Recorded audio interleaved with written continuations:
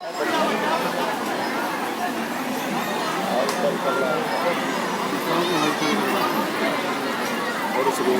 संग श्री सदगुरु महाराज। आप लोग बैठ जाइए, जहाँ जगह मिले वहाँ बैठ जाइए, जहाँ जगह मिले आप लोग वहाँ शांतिपूर्वक बैठ जाइए। और मैं कार्यकर्ता लोगों से भी निवेदन करूंगा कि शांतिपूर्वक में सबको शांत करें। श्री सदगुरु महाराज की अखंडानंद बोधाय शिष्य संताप हारिणे सच्चिदानंद रूपाय रामाय गुरवे नमः। धन्य धन्य सद्गुरु सुखदा महिमा कही न जाए। जो कुछ कहूँ तुम्हारी कृपा मोते कछु न बसाए। श्रद्धेय स्वामी श्री नरेशानंद जी महाराज, स्वामी श्री परमानंद जी महाराज, वंदनीय साधु समाज, परमादरणीय साधक वृंद, सत्संग प्रेमी महानुभावों, धर्मानुरागिनी माताओं एवं धर्मशिला बहनों,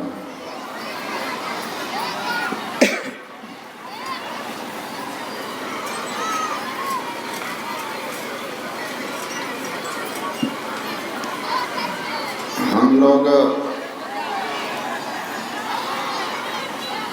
आज सप्ताह ध्यान साधना शिविर के अंतिम सत्संग में हैं। कल जन्माष्टमी का सत्संग है और आप लोगों की उपस्थिति इस स्थान की अपेक्षा कुछ ज़्यादा है, तो मैं यही निवेदन करूंगा कि आप शांत भाव से हम लोगों को भी सुनिएगा। आप लोगों के घर हम लोग भोजन करने जाते हैं तो पेट भरने को होता है, तो पीछे से एक आके कहते हैं हमारे हाथ से लिए कहाँ, थोड़ा मेरे हाथ से, तो थोड़ा मेरे हाथ से भी शांत भाव से सुने।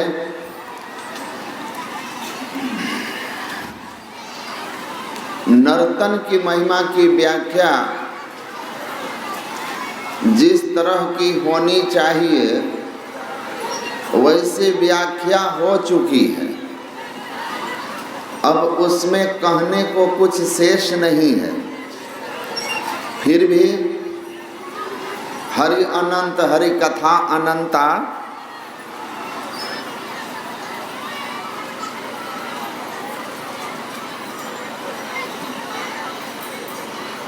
मेटरलिंक नाम के एक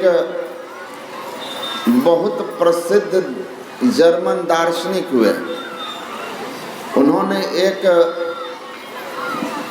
पुस्तक लिखी। एक्चुअल में वास्तव में वह एक आध्यात्मिक ड्रामा है। अध्यात्म के गूढ़ संदर्भ को उस ग्रंथ में उन्होंने छोटे छोटे प्रसंगों के द्वारा समझाया है। पुस्तक का नाम है ब्लू बर्ड। ब्लू बर्ड, उसमें दो भौरे भाइयों की कहानी, दो भौरे भाइयों की कहानी है, जिसमें वो सुनाते हैं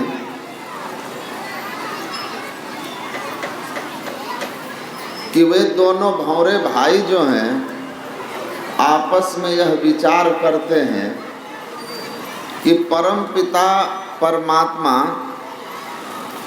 ने यह संसार बनाया है। हमारे जो पिता हैं, जिनसे हमारा एक जन्म का संबंध है, वो पिता हमारी सुख सुविधा की पूरी व्यवस्था करते हैं। अपने सामर्थ्य से बढ़कर हमारी सुविधाओं की व्यवस्था करते हैं।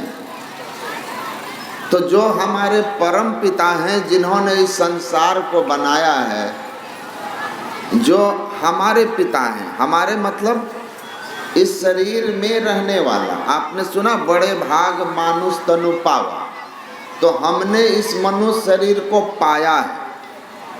तो किसने पाया? हमने पाया। और हम कौन?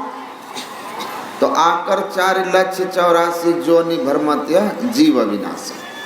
हम ईश्वर के अविनाशी अंश जीव इस शरीर को 84 लाख योनियों में नाना प्रकार के दुखों को सहते हुए, भटकते हुए ईश्वर की कृपा से पाए। तो शरीर के जो एक जन्म के पिता हैं, वो हमारी इतनी परवाह करते हैं। और जो हमारा सनातन पिता है, हम जीव का सनातन पिता है। ममेवांशे जीव लोके जीव भूतः सनातन। भगवान कृष्ण ने कहा कि मेरा ही सनातन अंश जब शरीर संसार में आबद्ध हो जाता है, तो वह जीव कहलाता है। तो वो सनातन पिता सर्वसमर्थवान है। वो ये पिता की सामर्थ्य की सीमा है, वो सीमाओं से परे हैं, परम सामर्थ्य हैं। जो तुम चाहिए हो ही सोई, सब कुछ तुम्हारे हाथ हो। ऐसे सामर्थ्यवान, ऐसे सामर्थ्यवान की एक ऐसना होती है, एक हूँ बहुत हो जाऊं, एक को हम बहुत श्याम, और यह विश्व ब्रह्मांड बन करके तत्क्षण खड़ा हो जाता है। ऐसे सर्वसमर्थवान पिता यह संसार बनाए, तो इस संसार में दुख ही दुख हम लोगों को अब तक अनुभव हुआ है। परम पिता हम लोगों के लिए जरूर कहीं सुख का स्थान भी बनाया। तो हमें उस सुख के स्थान की खोज करनी चाहिए। वो भला हमें क्यों दंड देंगे, हमें क्यों दुख में भेजेंगे? गुरु महाराज कहते हैं ना, जनी लिपटो रे प्यारे जग परद सवा सुख कछु हवा नाही। तो कहता है खोजना चाहिए हमें उस सुख के स्थान को। पंख तो दिया ही पिता ने, ईश्वर ने, उस पंख का उपयोग किया और वो सुख के स्थान की खोज में निकल पड़े। ढूंढते ढूंढते सुख का स्थान, जहां जहां उनको लगा कि सुख का स्थान होगा। भावे जाय द्वारिका भावे जगन्नाथ, कुरते गंगा सागर गमनम। कोई धावत है मथुरा नगरी, कोई जाए बनारस बास करे। संसार में जहाँ जहाँ उनको लगा कि सुख का स्थान हो सकता है, उन सभी तीर्थों, धामों और पवित्र स्थानों की यात्रा उन्होंने कर ली। लेकिन इस पूरी धरती की मेटरलिंग कहते हैं परिक्रमा उसने कर दिया, लेकिन सुख का स्थान उसको कहीं नहीं मिला। दोनों भाई निराश होकर के घर लौट चले। घर लौटे यह कहकर कि परम पिता परमात्मा ने संसार में केवल दुखालयम अशाश्वतम, दुखालय ही है, यह संसार दुख ही दुख है, दुखों का घर है। हम लोगों को दंडित कर दिया, इसीलिए सुख का कहीं स्थान नहीं। चलो जब दुख ही भोगना है तो अब लौट चले अपने घर। मेटरलिंग कहते हैं दोनों भाई निराश होकर थके हारे वापस कई दिनों के बाद अपने घर आते हैं। दोनों जैसे ही अपने घर में प्रवेश करते हैं, दोनों जैसे ही अपने घर में प्रवेश करते हैं, एक दूसरे की ओर देखते हैं, विचित्र शांति की अनुभूति करते हैं। अपने घर में प्रवेश करते हैं, विचित्र शांति की अनुभूति करते हैं, और एक दूसरे को देखते उनके मुंह से निकलता है, ओहो, we went so far and it is here all the time। अरे हम सुख की खोज में, हम शांति की खोज में, हम दुख से बचने के स्थान की खोज में सारा दुनिया ढूंढ लिया, और परमपिता परमात्मा को दोष देते हुए आए कि उन्होंने संसार में दुख ही दुख बनाकर हमें दुख भोगने के लिए भेज दिया। लेकिन वो सबका हितैषी, सुहृदय सर्वदेही नाम, भगवान कृष्ण कहते हैं सब जीवों के हृदय में रहने वाला मैं परमात्मा सबका सबसे बड़ा हितैषी हूँ। वह हितैषी परमपिता हम लोगों के लिए सुख की सारी व्यवस्था तो घर में ही कर दी है। कोई भी पिता अपने संतान के सुख की व्यवस्था तो घर ही में करता है। तो जिस घर को परमपिता ने बनाया है उसी घर में सारी व्यवस्था कर दी है। ये परमपिता इस घर को किसने बनाया? अभी आप सुन रहे थे, देत ईश बिनु हेतु सनेही। इस शरीर को किसने हमें बना करके दिया? परमपिता परमात्मा ने। तो कहते हैं सुख का स्थान भी, सुख की व्यवस्था भी हमको जिस घर को पिता ने बनाया उसी में दे दिया। तो आप अपने घर में प्रवेश कीजिए, घर में प्रवेश कीजिए। तो गुरु महाराज कहते हैं कि जो कहते हैं कि ईश्वर के पास जाने के अनेक रास्ते हैं, वो न ईश्वर को जानते हैं, वे न अपने आप जीव को जानते हैं, ना ही वो जिस शरीर में रहते हैं उस शरीर को जानते हैं। आप जिस शरीर में रहते हो आप उस शरीर को ही नहीं जानते हो। और संत भगवंत यही तो कर रहे हैं, संत परिचय कर, भगवान राम हम लोगों को परिचय करा रहे हैं हमारे ही शरीर से।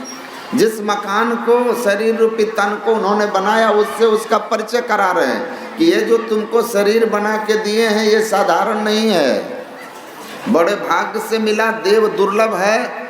इस शरीर का फल विषय भोगना नहीं है, इस शरीर की महिमा को जानो।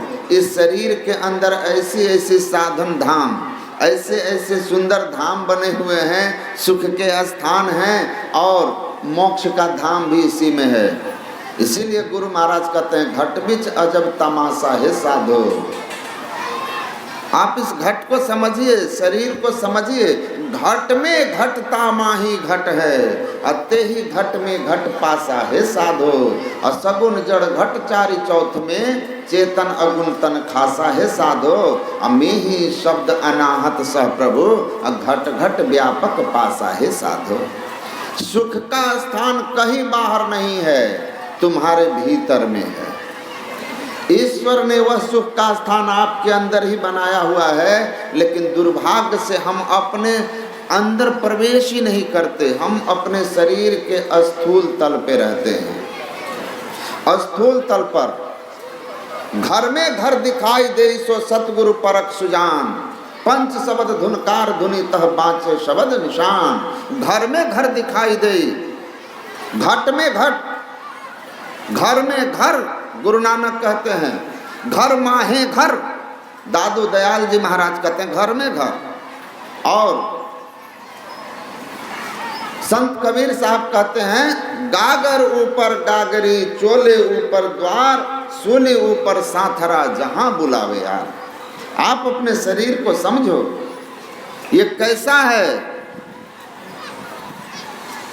भगवान पद्म पुराण में मातली ऋषि का उपदेश है जन सामान्य को, जैसे भगवान राम उपदेश करते हैं। वो कहते हैं एव में तत् शरीरम ही निसर्गादः शुचि विधिहु, अध्यात्म सार निसारम कदली सार सन्निभम, ज्ञात वो देह दोषो यह प्राज्ञः सशिथिलो भवेत्। कहते हैं सुनो, ये जो तुम्हारा शरीर है, स्वदेहे शुचि गंधे न यह विरजेत मानवा विराग कारणम किम तस् अनुपदिश्यते।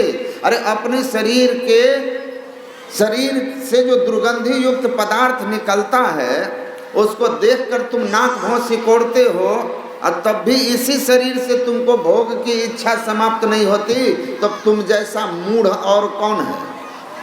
लेकिन फिर वो आगे कहते हैं कि ये शरीर का स्थूल तल है, इसके अंदर अध्यात्म सार निसारम, इस शरीर में जिससे तुम गंदगी निकलते हुए देख रहे हो ये स्थूल तल है, इसका एक लेयर है।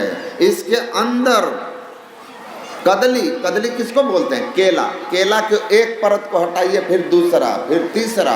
कहते हैं जैसे केला में परत दर परत होता है, प्याज में परत दर परत होता है, वैसे तुम्हारे शरीर के परत हैं। जरा इस स्थूल तल के अंदर चल के देखो, वो स्थूल तल से जरा निकल करके देखो, तुमको अध्यात्म का सुख मिलेगा, आत्मिक सुख की अनुभूति होगी। और जिसको एक बार आत्मिक सुख की अनुभूति की झलक मिल गई, प्राज्ञः, वह ज्ञानी पुरुष हुआ। मनोज बाबा कल कह रहे थे ना कि अज्ञानता अंधकार में रहती है, प्रकाश में ज्ञान हो जाता है। और अभी स्वामी जी कह रहे थे प्रकाश जो है स्वर्ग का रास्ता है, क्योंकि आप पाप कर्मों से ऊपर उठ जाते हैं तो आप प्राज्ञ, आप में ज्ञान बढ़ जाता है, विषयों की आसक्ति छूट जाती है। यही तनकर फल विषय न भाई जो भगवान कहते हैं, उससे आप ऊपर उठ जाते हैं। नर्तन पाई विषय मन देही, उस मूढ़ता से आप ऊपर उठ जाते हैं। आप सठ की श्रेणी में नहीं होते, क्योंकि आप सुधा की ओर चले जाते हैं। आपके अंदर में अमृत है, अमृत है। सुखमन के झीना नाल से अमृत की धारा बह रही, अमीन सूरत धार धरी, भाठा से सिरा चढ़ रही है। तेरे निकट उल्टी भरी, पीव सो अमृत गंग है। आपके अंदर में अमृत है, लेकिन वह सूक्ष्म तल में है। स्थूल तल के ऊपर उठना होगा तो ज्ञानी हो जाओगे। ऊपर की ओर चलो, सुषुम्ना की ओर चलो, मोक्ष का द्वार 10वें द्वार की ओर चले। दास पलटू कहे द्वार 10वें केरी, राह में जाए सो मुक्ति पावे। 10वें द्वार के राह में प्रवेश कीजिए। तो कहते हैं कि आप उसमें चलिए, आप अपने शरीर को जानिए। स्थूल तल है, घट में घट, स्थूल पर सूक्ष्म है, सूक्ष्म पर कारण, कारण के बाद महाकारण। और ये 4 जड़ावरण हैं। इन 4 जड़ों के ऊपर 5वां जो है चेतनमय शरीर है, केवल शरीर है, ज्ञानमय शरीर है। और उसके बाद निःशब्दम परमम पदम, घट ही में सरगुण, घट ही में निर्गुण, घट ही में सतपद वासा। नहीं परती तत गुरु हरि से वो आपा अर्पी बनो दासा। कहते हैं सदगुरु के शरण में जाकर के तुम उनसे सदयुक्ति लेकर के साधना तो करो। जिस दिन तुम मंत्र जाप और मंत्र इष्ट ध्यान के बाद दृष्टि की युगल धारों को जोड़ करके साधन धाम मोक्ष के द्वारा साधना करते हुए उस मोक्ष के द्वार में चले जाओगे, जिसको 10वां द्वार कहते हैं। एक बिंदुता की प्राप्ति करके आप सुषुम्ना को उन्मेष कर लिया। कल भी सुन रहे थे कि वाम दक्ष निरुंधंती परविशंति सुषुम्नायाम ब्रह्मरंध्रम परविशंति तास्ते परमाम गति। बाएं दाएं दृष्टि की धारों को जैसे आप एकाग्र करके एक बिंदुता पर जाएंगे, आप अंधकार से प्रकाश की ओर हो जाएंगे, स्थूल से सूक्ष्म की ओर हो जाएंगे। और सूक्ष्म में जब आप चले गए, स्थूल शरीर छूट गया, उस समय आपको ये अनुभव में आएगा, अनुभव आएगा कि बड़े भाग मानुष तन पावा, बड़े भाग से मिला है। तो ये जो हमारा शरीर है ये इतना ही नहीं है। गुरु महाराज ने कहा कि बाहर से देखने में जो 3.5 हाथ का है, अगर आप इसमें डुबकी लगाओ और अंदर की ओर धंसो तो देखोगे कि है अथाह थाह सबहिन में दरिया लहर समानी हो। ये अथाह है। तो हमारा यह दुर्लभ मनुष्य शरीर हमको परमात्मा ने जो दिया, कहते इस शरीर को जानिए। होता क्या है, हम शरीर के स्थूल तल पर रहते हैं, हम जागृत स्वप्न सुषुप्ति तीनों अवस्थाएं इसी तल पर होती है और जीवन हमारा इसी तल पर बीतता है और इस तल पे रहने वाला विषयी होता है, विषयमुखी होता है, क्योंकि इंद्रियां बहिर्मुख होती है, मन बहिर्मुख होता है। इसीलिए भगवान का उपदेश हम पर टिकता नहीं है। तो हमको क्या करना चाहिए, हमको सठ नहीं बनना है, हमको कर्णधार सदगुरु दृढ़ नावा, सदगुरु के शरण में जाना है। और सदगुरु मिलेंगे तो क्या करेंगे, यही घट में घट दिखाई दे, घर में घर दिखाई दे, दिखा देगा। वो युक्ति बता देंगे जिस युक्ति से साधन करके आप स्थूल के अंदर सूक्ष्म, सूक्ष्म में कारण, कारण के बाद महाकारण, महाकारण से केवल और अंत में निःशब्दम परमम पदम, सब इसी शरीर में दिखा दिया। वो परम घर आपका इसी शरीर में दिखा देंगे। एक एक शरीरों के बाद परम पिता परमात्मा से आपको मिला देंगे। इसीलिए एक संत हुए बुल्ला शाह, वो कहते हैं जेतु साढ़े आखन लागी तैनु तखत बहावोंगे, और जिसने सारा आलम ढूंढे तैनु आन मिलाओंगे। जोहदी हो के जोहद कमावे लो पिया गल्लावेंगे, हजब करे दरवेशी कोला तौकद हुक्म चलावेंगे। इसका अर्थ यही है कि जो तू साढ़े आँखन लागी, आँखना पंजाबी में कहना होता है, अगर तुम मेरा कहा मानो। वो संत हैं, कहते हैं अगर तुम मेरा कहा मानो तो मैं तुमको संसार के उन तख्तों पर नहीं, मैं ऐसे तख्त पर बैठाऊंगा, ऐसे पोस्ट पर बैठाऊंगा, ऐसे गद्दी पर बैठाऊंगा जहां एक बार बैठ गए तो फिर तुम वहां से पदच्युत नहीं हो सकते। ऐसी बादशाहत तुम्हें दिलाऊंगा जिस बादशाहत को पा लेने के बाद फिर संसार में तुम्हारा बादशाहत समाप्त नहीं हो सकता। लाओ से अपने शिष्यों के साथ जा रहे थे तो शमशान घाट में उनका जो है पैर एक मनुष्य की खोपड़ी से टकरा गया।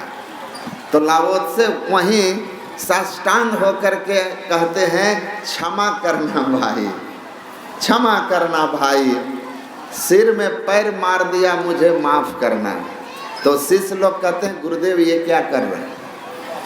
कहा अरे ये कभी किसी के सिर से जब धड़ से जब जुड़ा हुआ जिंदा अवस्था में था, उस समय इस पर हाथ लग जाता तो ये मेरे साथ क्या हश्र कर देता।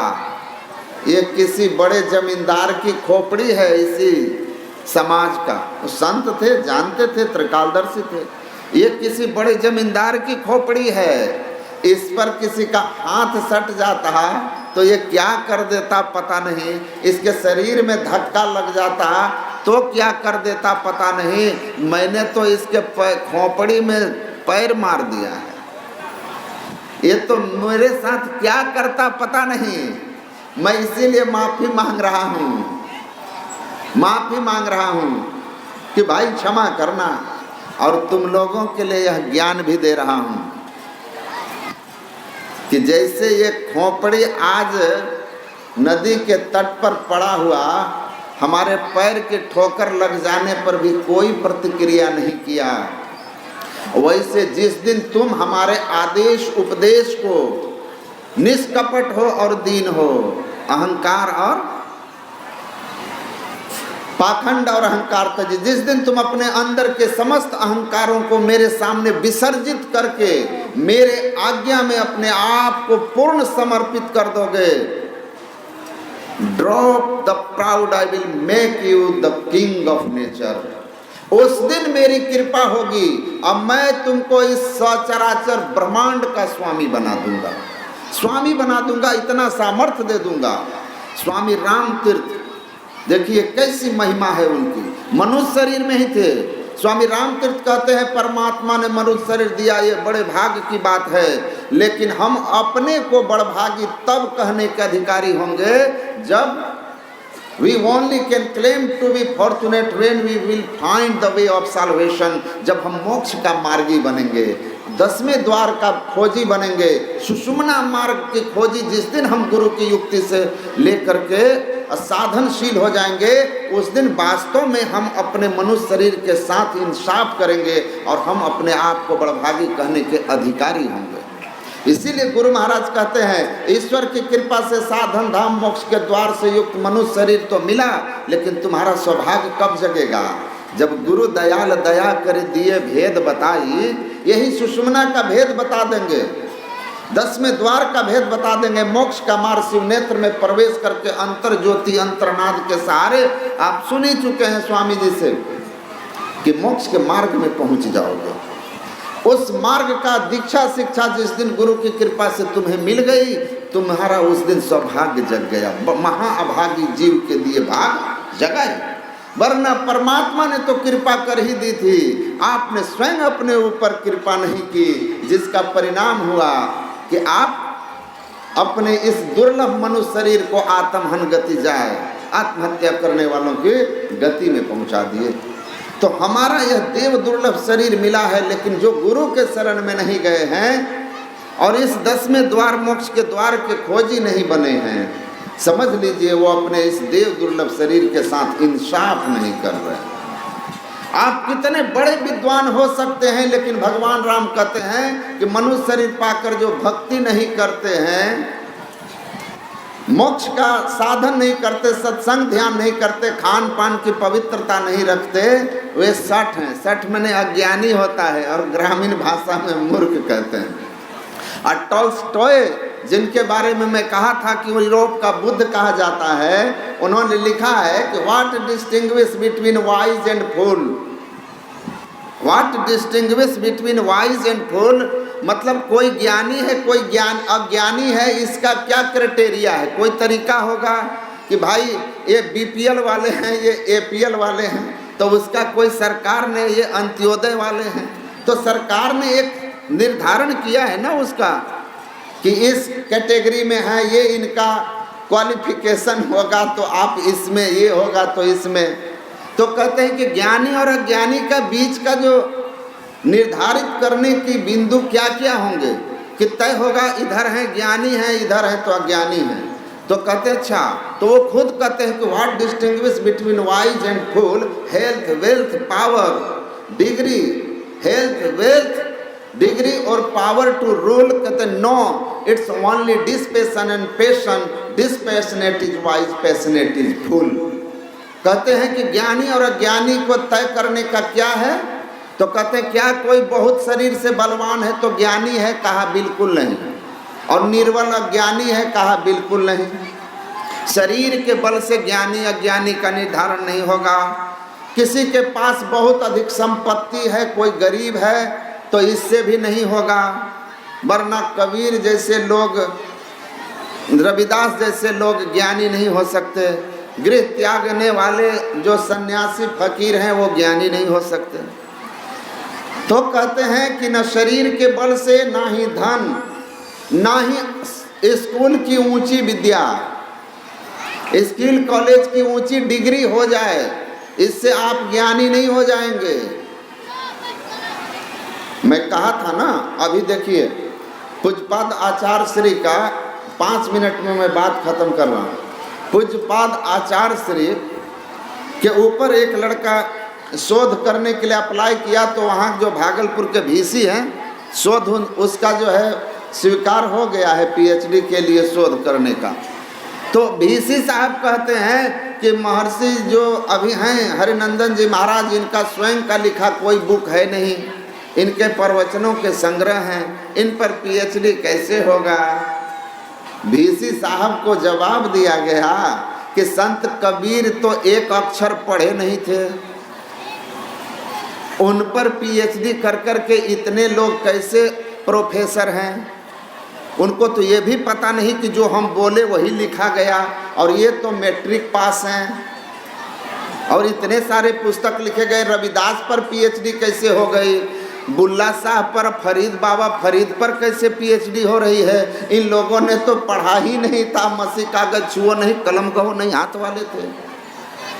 तो ये इतने ज्ञानी थे कि इनके एक छोटे छोटे बोले हुए पदों पर आप जो है थेसिस लिख देते हैं और आपको डॉक्टर की उपाधि मिल जाती है, डॉक्टरेट की उपाधि मिल जाती है और आप प्रोफेसर हो जाते हैं, अपने को ज्ञानी समझने लगते हैं। तो फिर कबीर के बारे में सोचिए, रविदास जी जैसे लोगों को सोचिए, गुरु महाराज के बारे में सोचिए, जिन पर लोग डिग्री और पीएचडी लेके प्रोफेसर हो जाते हैं। तो कहते हैं आप डिग्री ले सकते हो लेकिन ज्ञानी नहीं माने जाओगे।